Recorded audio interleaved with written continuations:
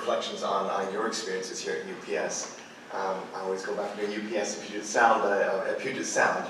But again, I want to echo just the gratitude for Puget Sound, the Asian Studies program, President Crawford, everybody who's involved in putting this event on today. What an honor, what a pleasure to be on campus.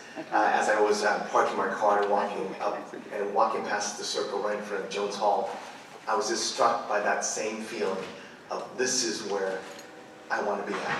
And that was over 20 years ago, and I still have that feeling now. And just to know that that the university has continued in that path of educating generations of people to be able to be engaging in the world and being involved in whatever capacity they are, whether that's in the sciences or in the arts or in business, for example.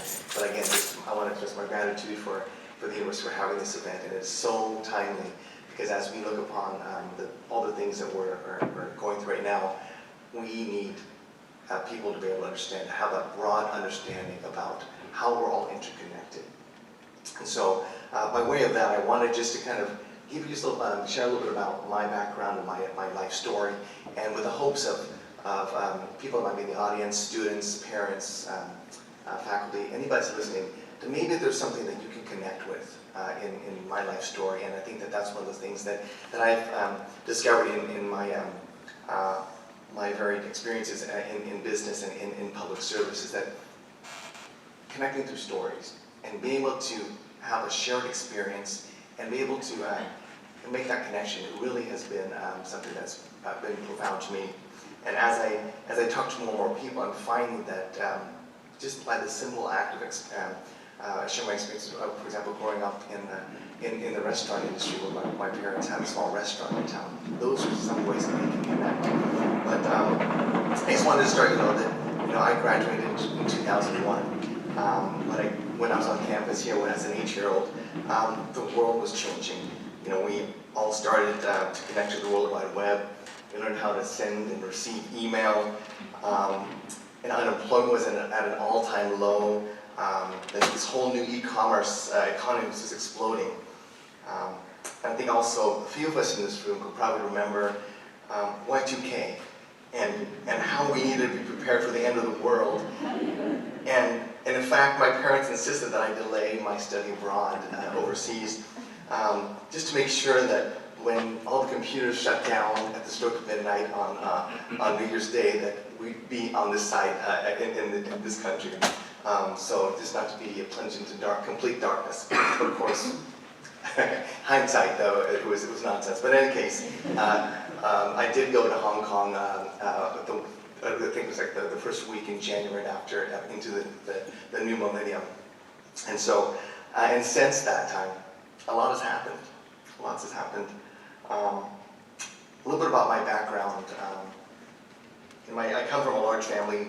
There were 7 of us all together. My parents came to this country in 1975, immediately after the Vietnam War. My parents were fortunate that they were able to leave just a few days before the fall of Saigon. And when my parents came, they came with my 3 older siblings. And then a few years later, I was born. So in our family, we're a combination of first generation and second generation. My parents being foreign born as well as my older siblings, but me being the first one born. So we are trying to understand that as well too. I recognize that my experience as firstborn in the United States is very different from my older siblings. I often reflect on my experiences now as a parent, about the same age as my dad was when he came to this country, and how really privileged I am to be able to go to university, to be able to have command of the English language, which my parents didn't have. That somehow they managed to figure out how to raise all 5 of us kids, and we all went our different ways. We all went to university. But that's not to say that it was easy. And I wish that my parents would talk more about it. When my dad was still alive, he passed away last year, before I was really able to start to unpack the things that the struggles and the sacrifice he had to make. And oftentimes we, as Asian Americans, often by way of survival, really because of survival, we had to kind of diminish our struggles and our challenges, right? You know, when my parents came to this country, they came to a small town called Camas, Washington, just a couple of hours away from here. So and at that time, during that era, you know, we were the only Asians in the community, and very much like Ali's experience, we weren't called Asians. We were the Orientals, and it wasn't until I actually came to Puget Sound, and I was exposed to so many other Asians that I learned that there's this thing called Asian Americans, and then and so I'd grown up just being in a community where it was overwhelmingly white and up in a lower working class demographic, and so there were probably a lot of things that were said that I know that my dad had to deal with in his work environment, working at the mill, but us as children too, growing up there were 2 elementary schools, 1 middle school, 1 high school, so it was a very small class, very insular, and so as a matter of survival, we just really had to learn how to be able to just internalize some of the microaggressions.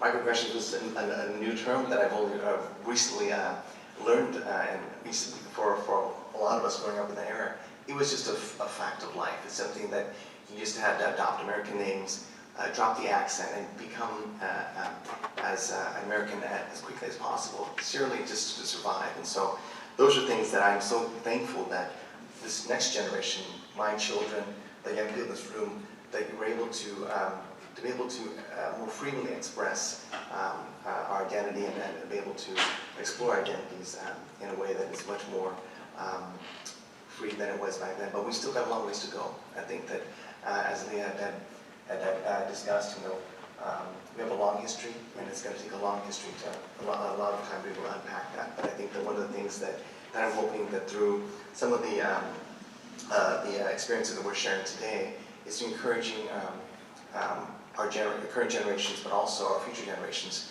to be able to speak up and be able to let others that may not understand our shared experiences to be able to also make it part of their experience, because it is all part of the American fabric that we're all part of. And so, you know, I also, in my time here at Puget Sound, this idea about Asian studies, I was talking with Professor Barnett about how when I came to campus and I had, and she was my freshman advisor, and she encouraged me to take other courses that were outside of the path of economics and business, and to explore Chinese history and Japanese history, explore Southeast Asian sociology, things that may not have a direct path into my major.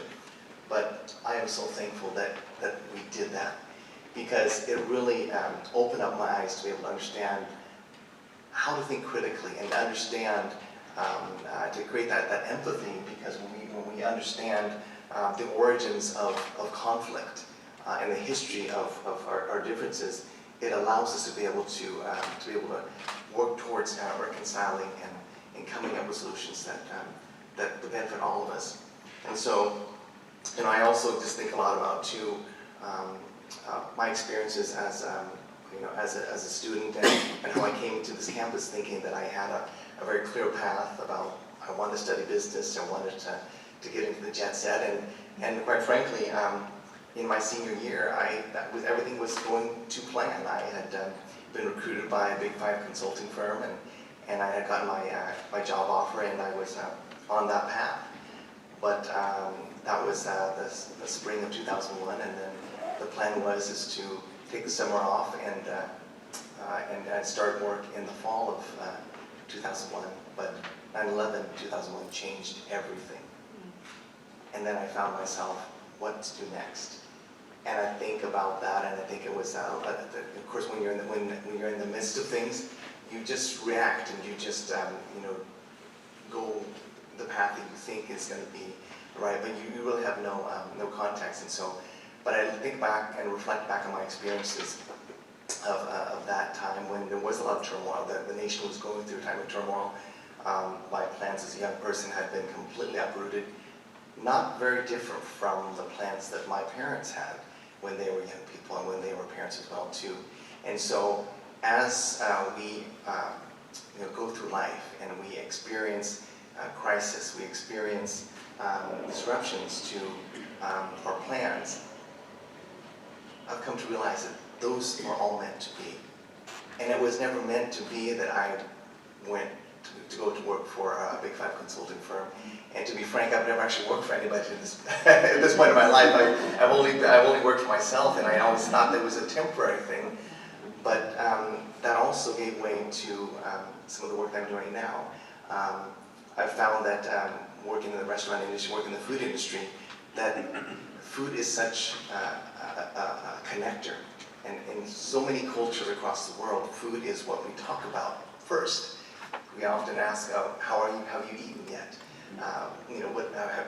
What did you have for lunch? Those are things that you look across all cultures, that's how we connect. And I found that through a very, at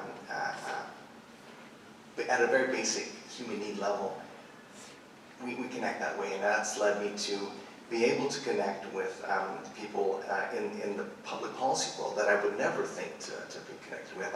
I had this opportunity to travel to Vietnam on a trade mission, thinking that was very specifically related to business, and it was on that trip that I was introduced to people in different agencies in the policy world that said, have you ever considered getting involved in public policy?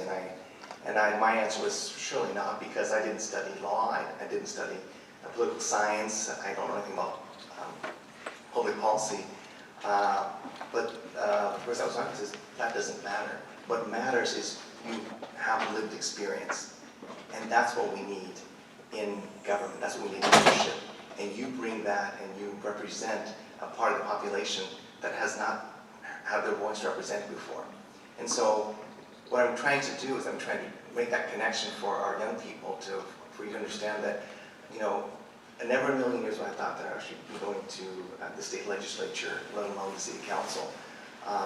But it's that experience we have here on campus and being exposed to such a broad range of subjects that really prepares you for what comes next. I mean, nobody knows what will come next, but I think that what we're doing right now as parents, encouraging your students to be able to take this path, it's more and more the value of a liberal arts education, unfortunately, is not as valued anymore. As I'm very concerned about that, and that's something where I think we, as a community at the university, with faculty, with students, and family, is something that I hope that you will continue to support.